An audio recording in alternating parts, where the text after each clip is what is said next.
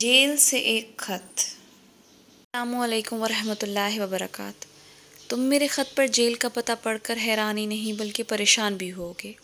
चंद रोज़ पहले तक खुद मेरे भी वहम गुमान में ही नहीं था कि मुझे एक दिन यहाँ आना पड़ेगा। ये मेरे प्यारे दोस्त अज़हर का ख़त के इब्तिदाई जुमले थे, जिन्हें पढ़कर मुझे अपने गिर्द ज़मीन तंग होती हुई महसूस हो रही थी। अज़हर मेरा हम उम्र था। हमने स्कूल और कॉलेज की तालीम तो एक साथ हासिल नहीं की थी, अलबत्ता हम दोनों ने लाहौर में तकरीबन 3 साल इकट्ठे मुलाजमत ज़रूर की थी। हम दोनों की मामलों में मिजाज एक जैसे थे, तभी इसलिए हमारी दोस्ती अभी तक कायम थी। बुजुर्गों से सुना करते थे कि वक्त हमेशा एक सा नहीं रहता, ज़िंदगी में उतार चढ़ाव आते रहते हैं। कभी बहार है ज़िंदगी में तो कभी ख़ज़ां भी, ज़िंदगी की रोशनी है तो कभी अंधेरा। अब इसका अमली तजर्बा भी हो गया। अज़हर ख़त की अगली सतर में पढ़ते हुए लाहौर में साथ गुज़रे हुए वो दिन नज़रों के सामने घूम रहे थे, जब हम वहाँ एक नशरियाती इदारे से वाबस्ता थे। हमारी ज़िंदगी शहज़ादों की तरह गुज़र रही थी। माकूल तनख्वाह के साथ साथ हर तरह की सहूलतें मैसर थीं। इदारे में बहुत सी बुराइयाँ मौजूद थीं। ऐसे में एक आदमी का बहक जाना मुश्किल बात नहीं थी। अपने बारे में तो कुछ नहीं कह सकता, लेकिन आफरीन है अज़हर पे कि वैसे माहौल में भी उसने अपने नाम की तरह पाक साफ रखा। वो एक बहुत शरीफ और दयानदार नौजवान था। अपनी जहानत की वजह से इसकी तबीयत में शोखी ज़रूर थी, जो हल्की फुल्की शरारत का रुख इख्तियार कर जाती थी, लेकिन वो किसी गैर कानूनी काम में मुलविस हो सकता है, ये मैं सोच भी नहीं सकता था। वो मुझसे अक्सर कहा करता था, यार नवीद, ये सर्विस मेरे मिजाज के मुताबिक नहीं है, मैं यहाँ मुतमईन नहीं, मैं जल्द ही नौकरी छोड़ दूँगा। फिर वो तब्दीली करा के रावलपिंडी चला गया और मेरी तब्दीली कराची हुई, और वाकई कुछ अरसे बाद उसने वहाँ की नौकरी छोड़ दी और गवर्नमेंट कॉलेज मरी में एज अ लेक्चरार मुलाजमत शुरू कर दी।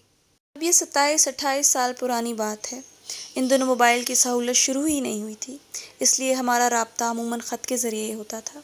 गुज़श्ता हफ्ते भी उसने मरी से मुझे ख़त लिखा था और इसके जवाब लिखने के बारे में मैं सोच ही रहा था कि अचानक दूसरा ख़त डिस्ट्रिक्ट जेल रावलपिंडी से मौसूल हुआ। इस वक्त ये जेल रावलपिंडी कोहड़ी के करीब हुआ करती थी। अब इसे शहर से दूर अडयाला के मकाम पर नकल कर दिया गया है और इसका नाम सेंट्रल जेल रखा गया है। इसने लिखा था कि अभी कल ही की बात है कि मरी की सेहतमंद फ़िज़ाओं में आज़ादी की सांस ले रहा था, बड़े मज़े की ज़िंदगी गुजार रहा था। बिन बुलाए मेहमानों के सिवा वहाँ मुझे कोई तकलीफ़ नहीं थी।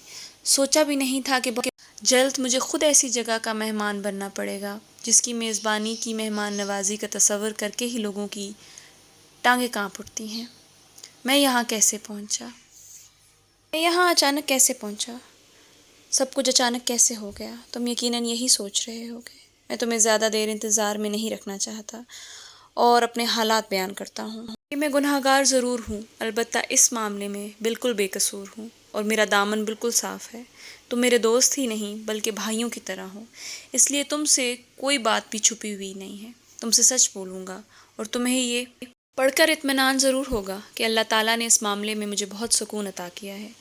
इतनी दूर कराची में बैठकर बेचैन और परेशान ज़रूर होगे, लेकिन तुम पूरे हौसले और इत्मीनान से काम लो। मुझे अल्लाह ताला से पूरी उम्मीद है कि मैं जल्द आज़ाद फ़िज़ाओं में सांस लूँगा।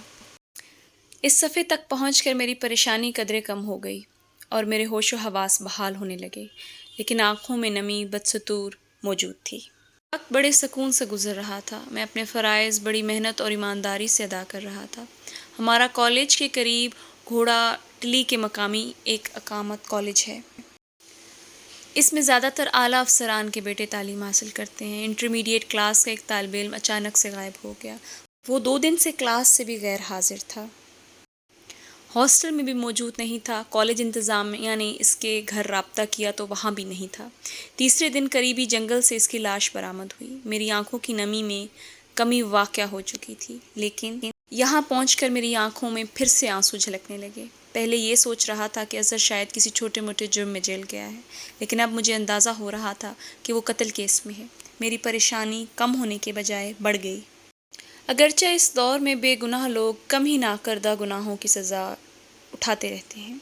मुझे याद आया कि तारीख़ की एक किताब को मुताला करते हुए एक बार अज़हर से सवाल किया था कि बदनामी के बजाय नेक नामी भी जेल जाने का बायस बन सकती है, लेकिन शायद अज़हर ने इसका सवाल का जवाब मुझे खामोशी की सूरत में दिया था। پولیس نے قتل کے الزام میں اس کے کلاس فیلو عمران کو گرفتار کر لیا۔ عمران نے جرم کو اقرار کرنے سے انکار کیا۔ عدالت میں مقدمہ چلا۔ مقتول اور ملزم دونوں کے باپ بڑے افسر تھے۔ عمران کے والد اور وکیل پوری کوشش کی کہ عمران مقدمے کا فیصلہ ہونے تک ضمانت پر رہا ہو جائے۔ اگر عمران ضمانت پر رہا ہو جاتا تو شاید اس کیس سے میرا تعلق نہ بننا۔ قسمت میں لکھا کچھ اور ہی تھا۔ مقتول کے والد نے بھرپور کوشش کی کہ عمران کی ضمانت نہ ہو اور اس میں کامیاب ہو گئے۔ یہاں آخر حالات کچھ اس طرح اختیار ہوا کہ عمران کو جیل بھیج دیا گیا۔ عمران FA کا طالب علم تھا۔ اس نے انٹرمیڈیٹ کا امتحان کے لیے داخلہ دیا تھا۔ ضمانت پر رہا نہ ہونے کی وجہ سے راولپنڈی بورڈ نے اس کے لیے جیل میں امتحانی سینٹر بنا دیا۔ عمران ڈسٹرکٹ جیل راولپنڈی میں قائم ہونے والے اس سینٹر کا واحد امیدوار تھا۔ راولپنڈی بورڈ نے اچھے ریکارڈ کی وجہ سے مجھے اس امتحانی سینٹر کا سپرنٹینڈنٹ مقرر کیا ہے۔ اس سطر کو پڑھتے ہوئے ایک لمبا سانس لے کر اپنے رکے ہوئے سانس کو بحال کیا۔ میں نے ابھی تک کے تمام پرچے بڑے ایمانداری اور توجہ سے حل کیے ہیں۔ آج پھر عمران بڑے آرام سے اپنا پرچہ حل کر کر آیا ہے۔ موقع ملا تو سوچا کہ اس بات پر تمہیں ایک خط ہی لکھ دوں۔ خط کا جواب میرے مری کے پتے پر ہی ارسال کرنا، کیونکہ جب تک تمہارا جواب آئے گا انشاءاللہ ایک بار میں اپنے گھر پہنچ چکا ہوں گا اور مری کی صحت مند فضاؤں اور ہواؤں میں بیٹھا ہوا ہوں گا۔ تمہیں یاد آیا کہ ایک بار تم نے مجھ سے سوال کیا تھا کہ کیا بدنامی کے بجائے نیک نامی بھی کسی انسان کو جیل پہنچا سکتی ہے، اور اس وقت میرے پاس تمہارے لیے کوئی جواب نہیں تھا، لیکن آج جواب ہے۔ آج میں تمہارے سوال کے جواب دینے میں کامیاب ہو گیا ہوں۔ کائنڈلی میرے چینل کو پلیز سبسکرائب کیجیے اور اس ویڈیو کو شیئر کیجیے۔ السلام علیکم۔